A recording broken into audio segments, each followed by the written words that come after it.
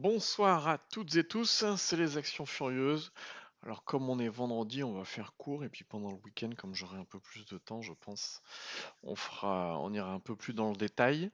On va commencer directement, comme d'habitude, par l'avertissement, hein. En aucun cas, les actions dont je parle sont des conseils ou quoi que ce soit. C'est simplement un but pédagogique et vous êtes responsable de vos propres décisions. On passe directement au CAC. En hebdo, on est là. Alors, on a passé péniblement la ligne de tendance.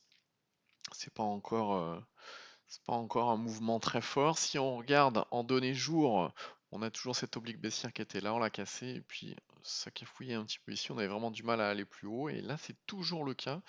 Donc c'est un peu compliqué. C'est une hausse, mais sans vraiment de hausse, parce que je crois qu'au plus haut, on a pris un et quelques dans la journée. Mais d'après ce que j'ai constaté, la hausse a plutôt profité aux valeurs qui étaient baissières plutôt qu'aux valeurs qui étaient haussières. Donc c'est un petit peu embêtant. On va regarder en détail quand même. Tiens, je vous parlais des valeurs qui étaient baissières. Alors j'en parle vite fait parce que c'est une valeur qui est pas liquide, mais c'est juste pour montrer un petit peu ce que je disais. Vernier, c'est une valeur qui était quand même bien baissière, alors pas très liquide, hein. Mais justement, la hausse d'aujourd'hui a profité plutôt à Vernier plutôt qu'à d'autres valeurs. Alors on va pas s'attarder sur celle-ci parce que en termes de probabilité et de statistiques, elle n'a pas vraiment les probabilités de son côté et le vent dans le dos. Ça ne veut pas dire qu'elle va pas monter, mais simplement quand on voit un graphe comme ça, euh, plutôt que de perdre du temps sur des valeurs comme celle-ci qui peuvent derrière rechuter, et d'ailleurs qui ont beaucoup de probabilité de rechuter derrière, il vaut mieux passer du temps sur des valeurs qui elles sont haussières, qui elles ont plus de probabilité de continuer leur hausse. Dans ce genre de valeurs, on a par exemple, tiens, on va se mettre en données semaine pour montrer. CNP Assurance qui, après cette forte hausse, a consolidé, est passé sous sa ligne de trend, et là on est repassé dessus. Et ce qui est intéressant, on va la mettre là tout de suite, c'est la résistance dynamique qui commence à se mettre en place ici. Et puis finalement, on n'est pas très très loin. Toujours sur CNP, on va la regarder en données journalières. Voilà, on a commencé le mouvement haussier ici. Et puis là, on commence vraiment à avoir une bougie impulsive qui commence à être intéressante. D'ailleurs, la bougie impulsive, hop, on peut l'afficher ici. On en avait une ici et on en a une ici. Donc ça peut déclencher un beau mouvement derrière. Ce qui est également intéressant à regarder sur CNP, c'est à ce titre-là que je la trouve vraiment intéressante, c'est que si on passe en données mois, voilà ce qu'il y a. Là, on a la résistance dynamique qui s'est mise en place et on voit qu'elle a vraiment fait son office pendant 1, 2, 3, 4, 5, 6, 7, on va dire 7, 8 mois.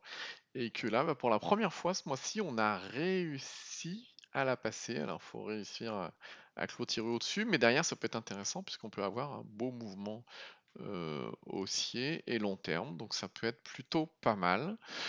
Euh, donc, voilà pour CNP. On va enlever les résistances et les bougies pour pas charger le graphique. Qu'est-ce qu'on a alors? Pas très très liquide, c'est pas de la grosse valeur, mais enfin pas très liquide. Je vous dis, il y a quand même capital échangé, c'est quand même 2 millions et quelques aujourd'hui, donc on peut faire quand même des choses intéressantes dessus. On a NVG, donc The Navigator Company, et The Navigator, ce qui est assez intéressant. Alors si on la regarde en données mois, effectivement, on est déjà dans une zone de force. Si on la regarde en données semaine, on a eu cette hausse-là, et puis consolidation à plat, ce qui est plutôt ça, hein. Et puis derrière, ce qui peut nous aider à avoir une impulsion haussière, c'est la cassure des 3,19. C'est là où il y a eu un échec cette semaine. Donc c'est toujours intéressant de la guetter parce que s'il y a eu un échec cette semaine, ça ne veut pas dire que la semaine prochaine ça va pas passer. Et en tout cas, on est très proche de cette résistance-là. Donc c'est plutôt intéressant à guetter, à garder sous le coude et à regarder. Qu'est-ce qu'on a d'autre? On a Dieteran qui avait cassé hier avant-hier sa résistance oblique et qui poursuit sur la même dynamique. On a une petite mèche un petit peu sale entre guillemets aujourd'hui, mais je pense que c'est plutôt dû au CAC 40 qui a, euh, comme on a ouvert avec un gap haussier et puis que derrière c'est resté plus ou moins stable toute la journée, ça apporte pas grand-chose. Euh, les valeurs ont plutôt tendance à souffrir quand ça se passe comme ça. Qu'est-ce qu'on avait d'autre également? Alors Dieterlen, pour ceux qui n'étaient pas là les autres jours, on la regarde pour ça, c'est parce qu'en semaine, voilà, on avait, on a eu cette grosse poussée là. Derrière, consolidation. Et puis derrière, on a cassé l'oblique baissière qu'il y avait là. Et derrière, on a une bougie impulsive en semaine, ce qui est intéressant. Qu'est-ce qu'on avait d'autre? On a MCFI, bon, qui a eu du mal, pareil, Mesh. C'est pour ça que je vous disais qu'il y a beaucoup de valeurs qui ont souffert de cette journée, malgré tout, malgré un CAC positif qui ferme à qui clôture à plus 0,81. Il y a pas mal de valeurs qui ont souffert.